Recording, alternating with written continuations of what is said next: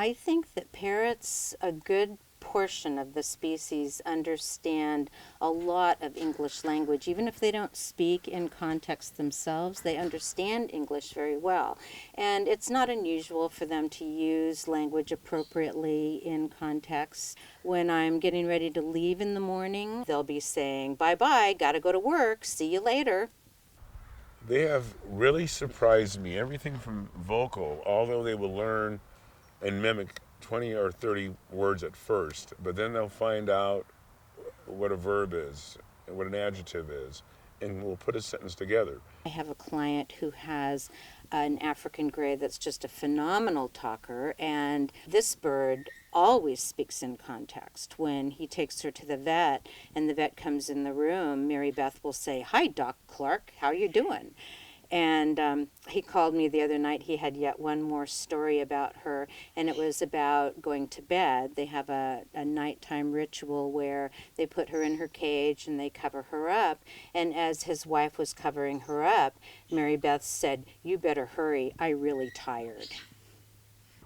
I happen to have this particular bird. This is also an African gray, one of the most intelligent, but she knows I give all birds 3 strikes, and she knows every bird's name, about 50 of them out of the 100 or so that I keep.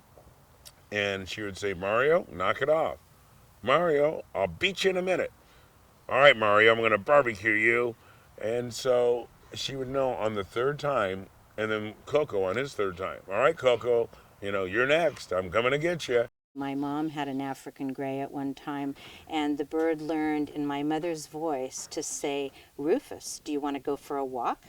Rufus was my mother's toy poodle, who would then proceed to jump up and down in front of the front door and bark incessantly. And, this upset my mother to no end, and so unfortunately she gave the parrot up and kept the dog. The very special birds that I can tell that have the intellect enough to understand quicker, there's just 6 basic sign languages that I have to teach. Come here, give me a kiss, give me hugs, hush, quiet, step up, step up. One of the sign languages, step up, come here, give me a kiss. You're next, I'll give you a hug in a minute. Wait, and they'll stop. And they'll see me come over and play with another bird, and I have to be a man of my word. I have to be a person of my word and go over to that bird next and give them TLC and love. And then another bird will start crying, saying, "What about me? What about me?" Hush. I'll see you next. Wait, I'll give you loves next. 1 minute. And they'll sit there, and they just about know what 1 to 2 minutes are. They have all the intelligence and the resourcefulness that their wild cousins have, and yet we place them into homes with caregivers who are perhaps unprepared to meet their needs. Birds get passed around 6 to 8 times in their life. I've had 3 birds come back to me that I've placed with people. "Oh, he's too loud, he bit me," yada yada. The reasons why I take birds in: abandonment, release them out the door. I've been called and threatened where if you don't come over here and get this thing now, we're talking midnight, and I do it, I'm going to kill it. I'm going to break its neck. I'm going to open the window, or whatever. I get about 3 calls on an average a day, take in about maybe 4 birds on an average a week. For instance, 8 birds just last night. Daily routine starts off at 4:04 in the morning or 4 o'clock in the morning. Get up early, dice fruits and veggies, fresh. My birds will not allow me to cut them at night and give it to them. They're just that spoiled. This is the salad mix that I feed my birds. Today I added some cooked beans. I added some cooked brown rice that I had cooked with some turmeric, some chopped beets, and some tofu, and some different fruits. And so that's what they're getting today. Tomorrow it will be something else. 30% of the birds that I take in on rescue have had a bad diet and have internal problems. They need large cages, they need outdoor aviaries, they need lots of toys and things to destroy, lots of different perches so they can go places in the house. All of that costs a lot of money. Veterinary care for birds costs a lot of money.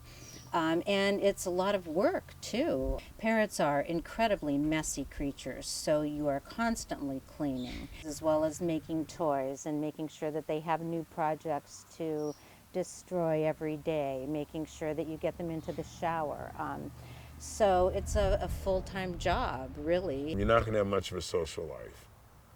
You must have patience. You must also sacrifice. Get ready to sacrifice a lot of things in your life. They often don't get their needs met. And it's just really a tribute to their intelligence and adaptability that they are able to live happily with us, because I don't think they are particularly well suited to our living rooms. I have the opportunity to forge a relationship with an undomesticated, wildish creature that's based on trust rather than on force or, some sort of domination. And so with my birds flighted, I can teach them to fly to my hand. So I can call my African gray Marco. I'll say, Marco, fly here. She flies to my hand. And I'm well aware of the fact that she could do anything else she wanted to. Marco, can you come here? Marco, fly here. Not interested today, huh? What about you, Susie? Susie, fly here. Good girl. What a good parrot. If I can get this wildish creature to trust me to the extent that she flies to me when I call her, to me that's pretty exciting and pretty special. That's when Soul flying by right there, one of my babies, and I was fortunate enough to be part of his life.